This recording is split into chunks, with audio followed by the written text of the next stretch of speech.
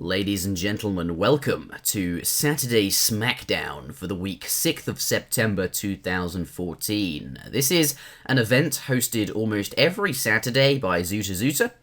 I expect the majority of you guys to already know who Zuta is, but for those of you who don't, basically, he's another popular Age of Empires 3 caster, commentator, streamer, player, whatever you want to call him, and he's very good at the game. The guy just has exceptional game knowledge, which is reflected in his commentary. So, yeah, basically, this is his event, Saturday Smackdown. It is a best of 7 between two fairly high-level players, casted live on the official Age of Empires Twitch livestream channel.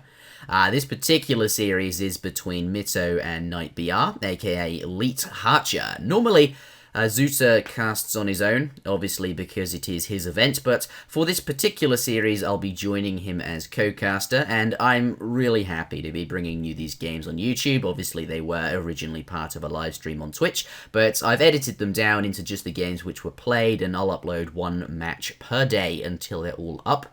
So this video is game number 1 in the series, though that should be fairly obvious. I'm not quite sure why I'm telling. Anyway, as I said, really happy about this. It was genuinely a fantastic series with some extremely crazy games, and it was great. I won't babble on. No, I hope you guys enjoyed. Looking good. Yes, I think we are ready. Looks like the first matchup is going to be Dutch versus German. Dutch versus German. And the map is going to be Siberia, which is, I mean, I put it first in the map pool just because I think it's probably one of the most balanced maps in the map pool, just in general. Yeah. And go Knight. It's a great map. I don't. Is this the one with the tower like normal? Or it is the one with the tower. Yeah. I must admit, I do like the tower start, but only because it sort of leads everyone to play less aggressively. Like it makes like Fortress Age kind of builds sort of more common, so to speak. Do you know what I mean? I mean, you've got that little bit of extra defense, so anything in the colonial age is going to be slightly less viable, I suppose. That little bit of extra defense is quite nice, and I kind of like those games that go into the Fortress Age. That's what I like about Age of Empires 3. Yeah, you're essentially guaranteed like a 20-minute game with this map, which is what I kind of like about it. I guess most of all, just because you're guaranteed for more gameplay. I mean, basically, when you remove the tower, it's just like another Great Plains, essentially. Yeah, it's like a snowy Great Plains. Yeah. Except the that trading post is not quite in your base, and that does that kind of does mean quite a lot of the time on Great Plains, I suppose. But there's that. Anyway, we have Dutch here. Do you think the civilization choice for Dutch is on this map because of the tower? I mean, Dutch do quite like to go up to Fortress Age. They are quite powerful in the Fortress Age, and that is ultimately where they want to be a lot of the time. And the tower can lend quite nicely for that. Perhaps that's why he's picked Dutch. What do you think? Essentially, I think this is Dutch's best map, to be perfectly honest. Like, you're guaranteed a safe gold mine, which, if you think about it, is something that Dutch really need to succeed. Their villagers cost gold, stuff like that. So you need to have safe gold. And there's always like good reliable hunts on this map. If we take a look at the hunt spawns, both players do have a fairly decent hunt spawn behind their base, and that's usually the case on this map. There's always going to be ample wood. It's not like, you know, Great Plains where sometimes you can have like maybe one tree. So you're always guaranteed like fairly safe resources. And as we mentioned, there is a fairly long rush distance and just some defensive mechanisms that make this map really quite easy for Dutch to get to the Fortress Age. So I think Dutch is going to be quite happy playing Fortress in this map. Absolutely. And I think German, on the other hand, will be perfectly fine with that as well. So. Yeah, some pretty nice treasure finds here for Mitoe, finding himself 75 food and also a 40 wood treasure just there. So that's looking pretty good. And he's working his way over to this 85 wood treasure as well. 85. Wood is such a nice resource for Dutch as well. I mean, obviously, every civilization quite likes wood, let's be honest. But, you know, with the banks and stuff, especially on TAS, you want to get your bank up as soon as you hit up, or before you hit Colonial, just for the XPs. You make sure you have enough XP for that shipment. This wood definitely going to help him get that bank up a bit sooner. Yeah, and I mean, if we take a look at his wood bank already, I'm not sure if you have the UI mod installed or No, not, but I did have it installed. I saw you setting it up on the stream, and I was like, oh no, great, I'm missing out on this. But yeah, yeah, go ahead. he's got 140 wood right now, and if he successfully picks up this treasure, which just looking at the positioning of Knight BR Scout right now, I'm going to assume that he's going to be able to take it quite easily. Yeah. He's going to find himself with, 225 wood in the bank, which means he's only going to have to Great. gather 125 wood in the transition to get that bank up, which is just going to speed up his colonial and fortress-based agendas. He's just going to have to chop a little tiny bit of wood, and he's going to be there. I mean, he's already at 250 wood. Actually going to throw down a trading post as a result of that. Interesting. Oh, is he? Yeah. Perhaps he still thinks, you know, I can still collect the wood from my bank. It's not really a problem. I'm going to use this wood to get a trading post up. And obviously, trading post, perhaps not a bad decision. I mean, if you are going to Fortress Age, ultimately that is going to be quite useful for shipments and things. It's interesting. I don't know if it's certainly what you would have done, Zuta. Yeah. I'm conflicted. So, I mean, he had a lot of wood, especially a lot of wood from treasures.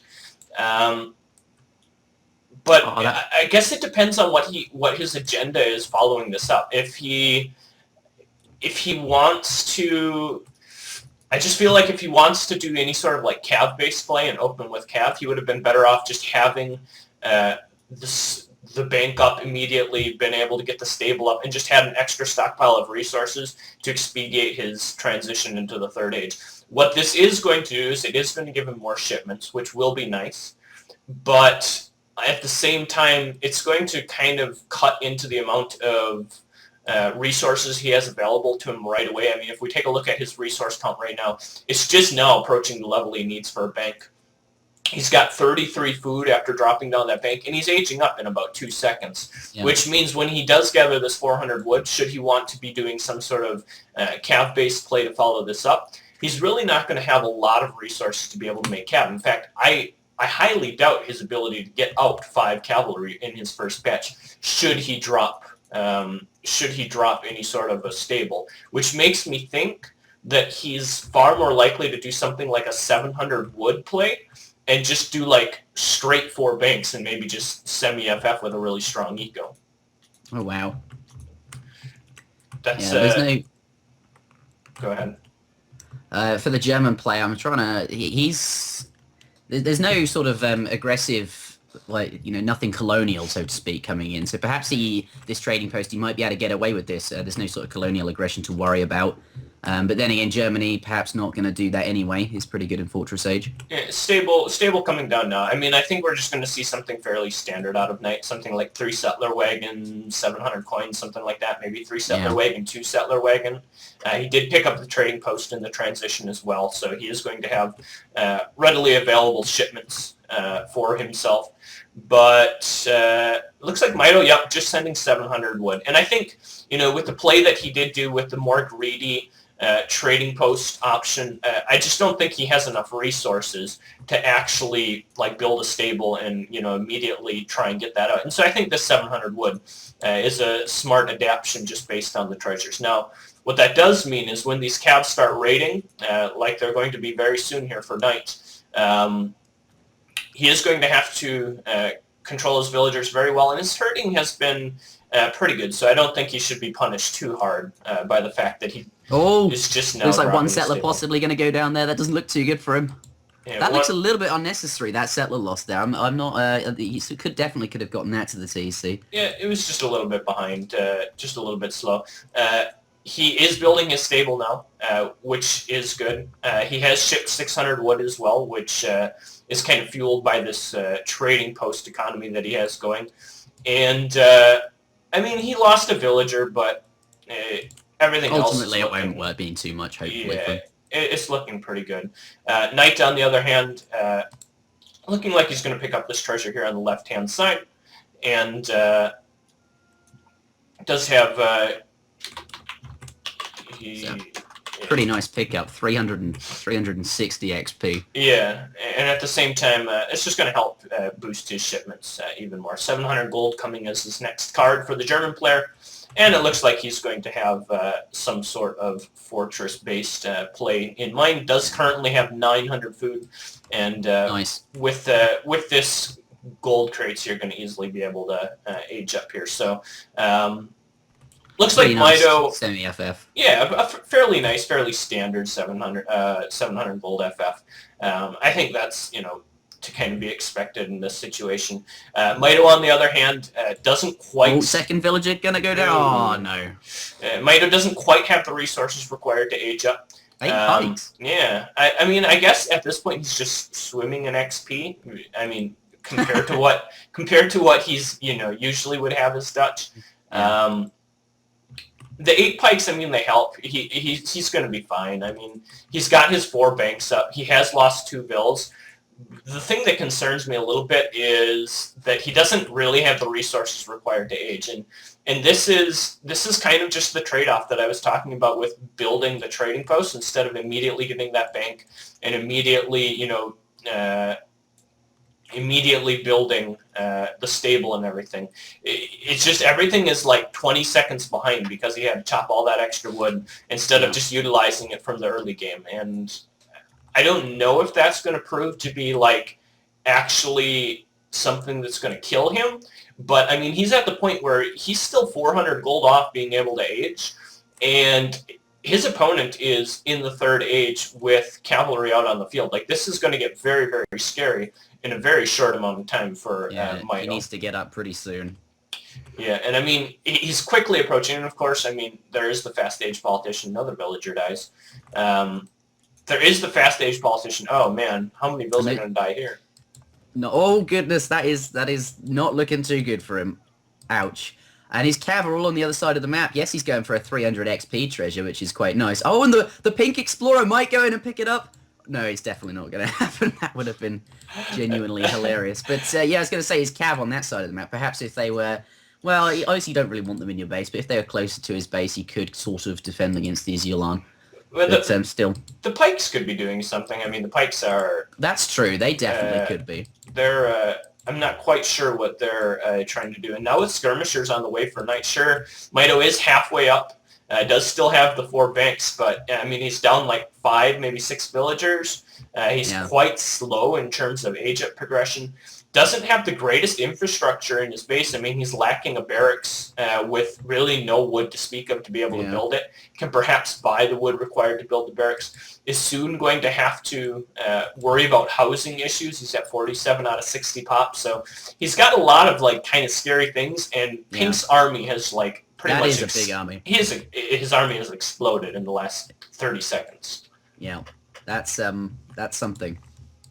And I mean, that's 10-minute Germany. That's insane economy. It's 3 villager, 3 settler wagon shipment. Just yeah. Yeah, that's and I don't know how. I mean, at this point, I have to assume 9 Reuters coming. That's the only card that makes sense.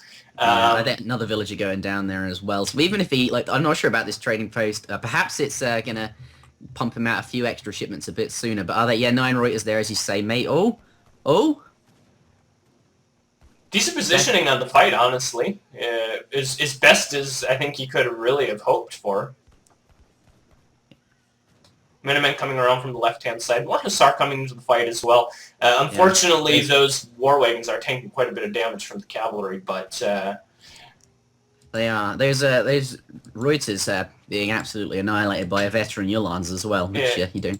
But he does live to see. Around a bit. He does live to see another day. It does. He does kill the army. He does have at least a little more time to get some stuff coming out. And I mean, he still does have this training post, which let's not forget. Dutch usually, when they find themselves in the 3rd age, doesn't have a trading post, which is going to be something that's going to fuel his economy quite nicely here at this point. He is going to be able to rock out the shipments a little bit more easily.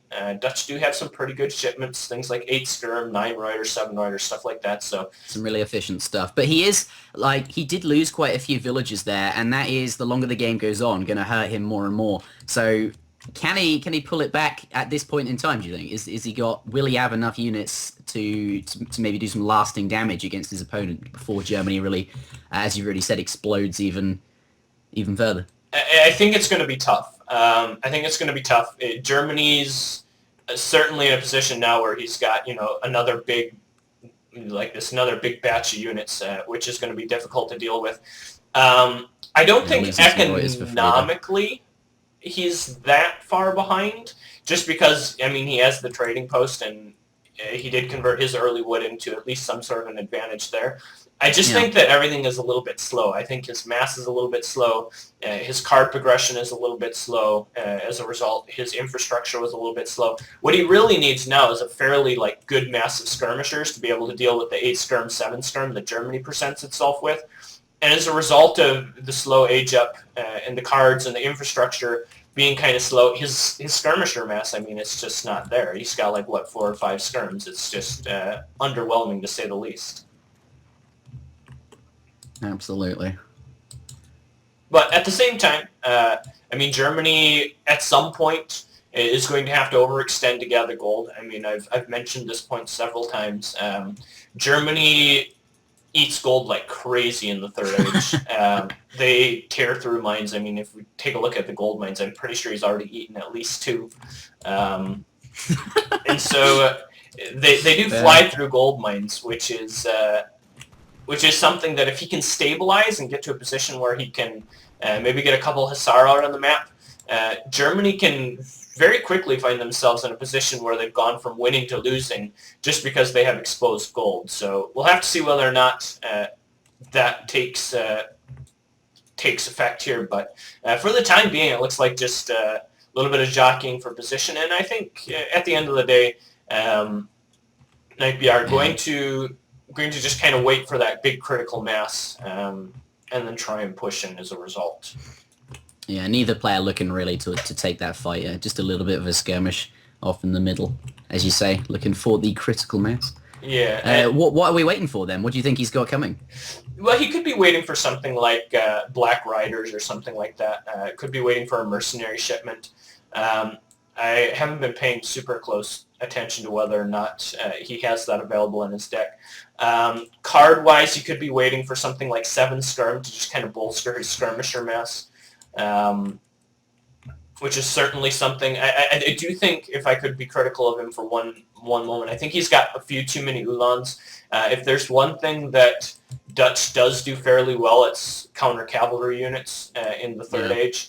I think ideally, instead of shipping 9 Ulan, 8 Ulan this early, he would have shipped 8 skirm, 7 skirm far more early and kind of just pulled ahead in the skirmisher count and just maintained that skirmisher advantage through the Third Age. I think for the time being, he's got a few too many Ulans, especially if we consider the fact that he's fighting so close to Mitoe's base. If we take into consideration Mitoe's base here and how well it is built and how he can kind of just stand his skirmishers in this back line behind the banks in the market and the tower and just kind of jam his skirms all up in there, it's going to be very hard for those Ulan to find themselves in a great position to actually be able to get in and do some damage on them. Yeah. Regardless of that fact, the German army is very impressive at this point. It's currently 81 military population versus 46, which is fairly one-sided. A lot of that population disparity is in the cavalry and the war wagons, which I think he just needs to go in and just do some damage. Just walk in and. I don't think maybe getting some positioning on the skirmishers actually, so that's why he's not going to just waltz in there and be all crazy. Oh, some settlers there. He is doing a fairly good job of controlling the map, is poking around to the left and the right-hand side. Unfortunately, it's Siberia, which has, resources everywhere, so, you poke in on the left and your opponent just kind of moves to the right. Swiss pike. It's oh, you're over here, I think I'll go this way. Yeah, Swiss pikes. Oh. Those all definitely protect the skirmishers quite nicely. Those Ulans are pretty much useless not useless, but going to find themselves finding it very difficult to get anywhere near the skirmishers and actually do any damage. Yeah, and I think this might be, we might be seeing a big fight here, and if anything, those Ulans are going to drop, right? Those Swiss pikes are mixed in there, and this is actually, this is going to look quite good, I think, honestly. Looking good for Mitoe, yeah.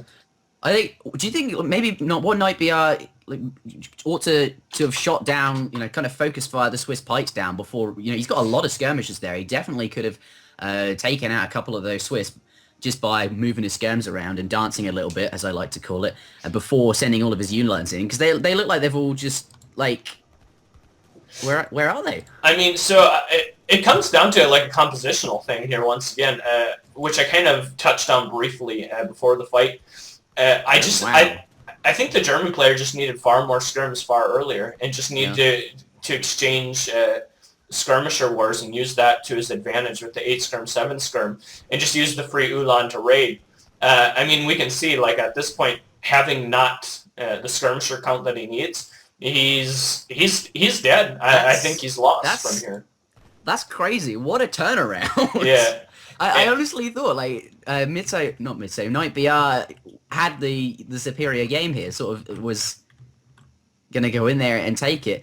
At one point, yeah, I mean, like you said, he couldn't really go in because the skirmishers could have just hidden in the back there behind the buildings, and the Ulans would find it difficult to get into combat with them. But if he'd been able to actually take that fight, he would have won it just there and then, right? Yeah, essentially, but I think the thing that we really find ourselves seeing is how important the skirmisher war is between European civs. Being able to poke over the walls of the banks and the market and all that is really, really important. And although his composition was okay, what he really needed to do was be able to just continually poke down and keep the Reuter count in check. When the Swiss pike comes, certainly be able to poke down at those. And he just didn't ever have a superior, like a far superior skirmisher count to be able to do that. Now, I mean, he is obviously still ahead economy wise. Yeah, we're looking at 50 villagers here for Night BR. That's population, right? 50 compared to Mitoe, who is on 31 settlers. But we have to take into account those banks. But as the game goes on, those banks kind of depreciate in value as you can get coin mine upgrades, but not bank upgrades. And he's still like a good 10 settlers in the lead, even if we count those banks. So that's quite a lot. Yeah, and but it's going to mean more as the game goes on. But I don't know if it's going to matter. Like Night BR's composition just isn't that good, to be perfectly frank. Mito's got the superior skirmisher count, which is really what I think is going to matter here. There's not enough cav now here in the open field to really make a difference. Ooh, the Swiss pike kind of just ramboing in. That's not super good. Especially at the double suddens just there. We'll have to see. We'll have to see what these Ulans can do. I mean, it's kind of like a double-edged sword. If they can get into position and do their high DPS, they're certainly very good. But yeah, you can see Mitoe just going back now. He's lost the Swiss pikes. He's thinking, actually, perhaps I'm not gonna hang around here. There's a lot of cavalry. That is a lot. I'm curious to see whether or not he's got a second stable. He does have a second stable, which I think is a good call. Now, seeing that high count of Ulans, likely going to realize how important it is to be able to reinforce his Reuters for this next fight, and doing a fairly good job. Take the fight here, going in with all the cavalry. They're definitely managing to get into combat with the skirmishes quite nicely there. I suppose like Reuters aren't really they're good against cavalry, but they're not like say pikemen or halberdiers, for example, I suppose, which actually sort of like a tank wall that actually stop cavalry from getting to your skirms there. He's still actually gonna be able to do quite a lot of damage to the skirmishes, and they look like that. It doesn't look too good for him, honestly. He's losing a lot of units there. He's lost a lot of units, but at the same time, it's all about the stabilization. If he can stabilize after this fight, he might be okay. I don't think he's going to be able to stabilize, though. Too much economy exposed. And yeah, those villagers on the food, have to go now. And like, what other food does he have other than those berries? I mean, it's not going to... Like, certainly running out of hunts is not good for you. And once the berries are out... Or is he going to use the villagers to... No, he's not. Okay, I thought he was going to use them to sort of tank some damage there. But that's... Anyway, what was I saying? I think this is looking like it could potentially be game. I mean, we do have to recall that this is around the time that Germany starts to kind of run out of steam, so to speak. The continuation, the follow-up from this point forward is weaker.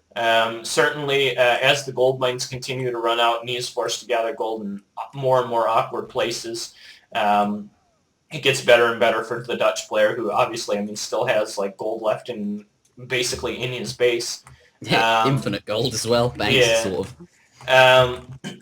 I don't think the game is over just yet, just because once again Nightbear has made a very high number of Ulans. If those Ulans were skirmishers, I would feel a lot better. But with the Reuter count out on the field and just kind of the precarious position that he's gathering gold in, I'm not ready to call this one over just yet. I do think Nightbear is certainly in a good position where he can convert the win, does have decent map control, but at the same time, he is running out of resources. He's only sitting on 100 gold in his bank. His gold mines are quickly running out. He only has, 800 gold left on this one on the right, 900 on this one here. Like, he's kind of running out. He does, to an extent, have map control, though. Or perhaps not. Well, he sort of does. He can take golds by securing the mines, don't you think? Yeah, I mean, it's going to be tough. Those Reuters being engaged there by the, sort of being sandwiched in between the war wagons and the cavalry there. They're going to try and run and hit and run, sort of kite as they go back. But actually losing quite a few Reuters there. That's definitely not good for him. He needs to kind of mess up if he wants to push back out, but it's not looking. This is going to be tough, and I mean, Knight did a pretty good job there. He did sacrifice a lot of his Ulans, but as I've mentioned, a lot of this game, the Ulan count really isn't something that I want to see him building. I really want to see him, and I mean, like, what is his infrastructure? He's got 2 barracks. So he could potentially be slamming out skirmishers like nobody's business. But he got keeps 2 stables. Yeah, and he keeps making these big batches of 10 Ulans, which I think is like the one thing that's kind of keeping Mitoe still in the game, is that he's able to continue just like blindly make Reuters and kind of trade them efficiently for Ulans. And I mean, certainly war wagons aren't that good against Reuters, and so the longer he can continue just to make pure Reuter, and the longer he can just continue to have Knights suck up, 100 gold at a time, making each of those Ulans, I think the better and better his chance of coming back in this game are. Mitoe taking on a raid sort of down there on the coin mine, forcing the... Wait, hold on. No, are there villages in that tower? Yeah, there's like 4. There's like 4 or 5. Not a lot. Wait. Yeah, you see that Nightbear bringing his units in there, going to force him away. I don't think there's likely to be an engagement here, just sort of being passive. Yeah, a little bit of a skirmish. Unfortunately for Mitoe, he has to concede that gold mine, which is probably the bigger deal of anything. What about, can you check the upgrades, like the home city shipments? Maybe the reason he's making so many cavalry is because he's invested into it with cards or something. I can't... What do you think? So, I mean, he's shipped essentially pure unit shipments up to this point. 9 Ulan, 8 Ulan, 8 Sperm, I wouldn't have expected to see an upgrade. 5 Doppelsonner. And then his upgrades actually since then have been Royal Mint and Refrigeration, so he's invested into his economy. So he actually hasn't even sent Cavalry Combat, whereas Mitoe has sent both the Age 3 Cavalry or Combat cards. He's sent both Infantry Combat and Cavalry Combat. So yeah, setting up perhaps more for Dutch late game. Yeah, unfortunately, I don't think, I mean, as much as Mitoe has put up a pretty good fight here, I don't think he's going to be able to continue putting up a fight. There's too much German, and he's unfortunately running out of resources. There's really no hunt available to him. There's no food. Yeah, and if we take a look at just the units streaming across the map. Can we see, he's got the upgrade on the trading post. Are they collecting food? I wouldn't even surprise me if they were. I can't actually tell that. I would assume so. It only makes sense at this point. He's also sent recently crates of 1,000 food as well. So yeah, pushing him out though. That's got a lot of hussars there, and there's only skirmishers really. Nothing anti-cavalry wise. Perhaps even he can sort of take it back here, push out. That looks like there are no anti-cavalry except that one war wagon. Yeah, there is this. It's going to be close. The Hussar are very upgraded as well. I mean, I mentioned they do have cavalry combat. Cavalry combat, veterancy. Yeah, veterancy upgrade. And this is still maybe not over. I mean, I think there's going to be a sick game. It's so back and forth. There's going to be just enough units. There's going to be just enough units here, I think, from Knight. And Knight still has a lot of gold in bank, but we do have to realize where the villagers are at this point in the game. Like, look at where they're gathering. I mean, we have a villager war going on here on the left-hand side, and unfortunately for Knight, Mitoe has 205 food treasure. They're all next to or going to. Yeah, this is Oh, and in this fight here, I think Mito's won. I think Mitoe wins from here. I don't think Knight BR has enough resources to slam out. I mean, this is the point where Dutch is Dutch, right? He still has gold coming in from his banks, and yeah. so and once the mines are gone, I feel as if once all the gold runs out, some civilizations, well, all civilizations sort of transition onto plantations, and that in itself is absolutely horrible for them. Yeah. But Dutch never has to do that really, so they never end up spending huge amounts of wood at a time. And if that gets to that point in the game, Dutch has an opportunity to really push out and do well. This is going to be, I mean, I've said this like 3 times, this is going to be like the defining fight. There's a Black big card. Riders, there it is. That's going to be big. That's good for me, for Knight. That's definitely going to help him reclaim what he's just lost here. Maybe, the fact that he had all of those units in, he spent so much money, or 1,000 gold on the Black Riders, is what's not been allowing him to replace his units, and that's perhaps why we've seen him, Mitoe pushing back out, just speculating. Knight BR has 50 gold currently in bank. And okay. there is no gold remaining on the map. There's the one gold mine that has 1,000, I guess, on the bottom left. He does have the one trading post, which I have to assume at this point is tuned to gold. But there are not going to be very many units coming out for Knight BR at this point. And so should he lose these Black Riders, like, I mean, up to like 5 minutes ago, we were seeing huge batches of units come out, right? Like 10 batches of 10 Ulans, 10 Skirms, the other. Just huge economic advantage for him. And now that there's no gold left, I mean, he's transitioning to Plantations, but as you mentioned, Plantations are ungodly expensive, 800 wood a piece. It's ridiculous. They were reduced to 600 in Fan Patch, weren't they? They were, and I even thought that was maybe a bit excessive. I mean, why not the same as Mills? I don't know. Yeah. Anyway, back to the game here. You're already penalized by the fact that they gather atrociously slow. Yeah, but it's worse than Mills, relative to gold mines. But Mito's army actually looking pretty okay here. I think if he can get to a point where he can neutralize the Black Riders, just due to the fact that he still has a little bit of gold left to gather, and obviously still has those banks available to him, could find himself. Could find himself. It's kind of interesting. He's back to sending, his age 2 shipments just because this game has progressed in the third age for so long. It's gone on so long. Look at all these villagers gathering gold in harmony, pink and teal. Oh, perhaps not. No, that piece is short-lived, to say the least. Here come the veteran Reuters. That pretty much concludes the last of the gold mines then. Yeah, that's Knight BR has available to him. Yeah, he has actually got that plantation up, which is strangely on the side of the map. I guess you're not going to find it there. He's actually got 3 plantations up, 2 on the right-hand side over by the new TC, and the one on the left-hand side here. I do like the positioning of the ones on the right-hand side. I think those are fairly safe. This one on the left-hand side makes me a little nervous, but when all is said and done, I mean, he has transitioned fairly successfully over to Plantations. I mean, he does have 30 villagers gathering. Once again, which is obviously very good for him. But at the same time, I mean, is it going to be enough? Because I myself would put all of my economy buildings like mills and plantations all in one place, and that would be like my original starting town center. And then if your opponent manages to push in on top of that, you lose all of your economy all at once, and it's pretty much game. But by putting these on this kind of sides of the map, yes, it looks a bit strange there. It's not very well defended, just aside an outpost. But if he doesn't find it, which is entirely possible and is true up to this point, then it's perfectly okay to do what he's just done. And I think maybe the more important factor of that is having to walk all those villagers who are gathering all the way across the map to be able to, build in a safer spot.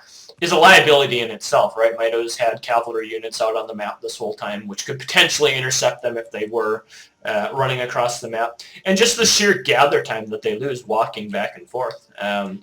We have to recall Knight BR has been in a pinch for gold for many, many minutes now.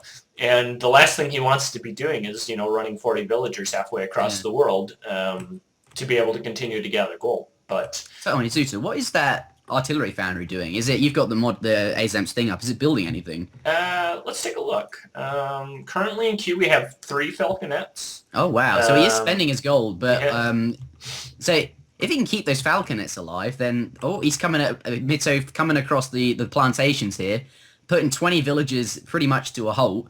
If he can just sit on this location and force Knight BR into the fight, is that good for him to force a fight here? Well, perhaps not now there's 3 falconets have arrived, but he's definitely got a nice mass of skirms, which are going to do quite well against the Black Riders and I suppose the war wagons. The one thing that the falconets do is and there go all the skirmishers. Those cannons getting really nicely, sorry, the cannons, the Yolans getting really nicely into combat with the skirmishers there. Damage coming out from the falconets. This fight is them being called. It's actually really, really close. At the end of the day, I was going to say, at the end of the day, I think those falconets are just going to be too much. I think they're just going to pound away too much. It looks like Mitoe is going to sacrifice the rest of his Ulans, or his Reuters, just to bring them down. He perhaps could have disengaged this fight.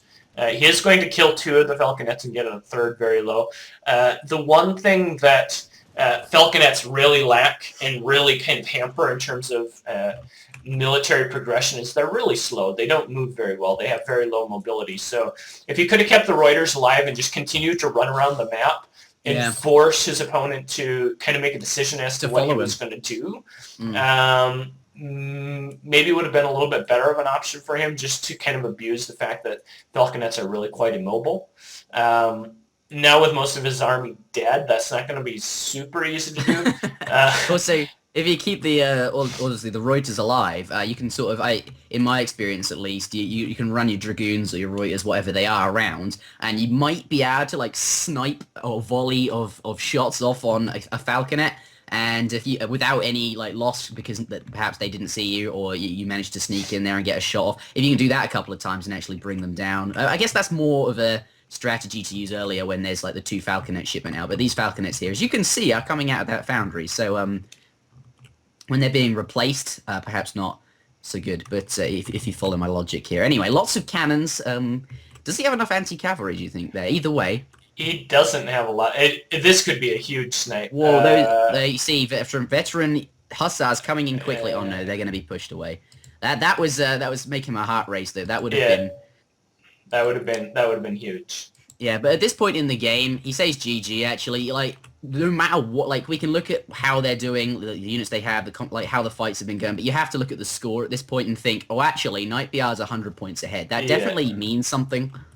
His economy is much further ahead. I mean, he's much better set up for the late game. Dutch's economy, yes, it's very good in the mid game, but as it progresses, like you said, the banks become less and less effective. And yeah, we've got 83 villages for Knight BR, and we're looking at 46, so almost capped for the Dutch 50. He does have banks, but yeah, as you were just explaining or reiterating, banks. Yeah, and it looks like we're going to see one last little fight here.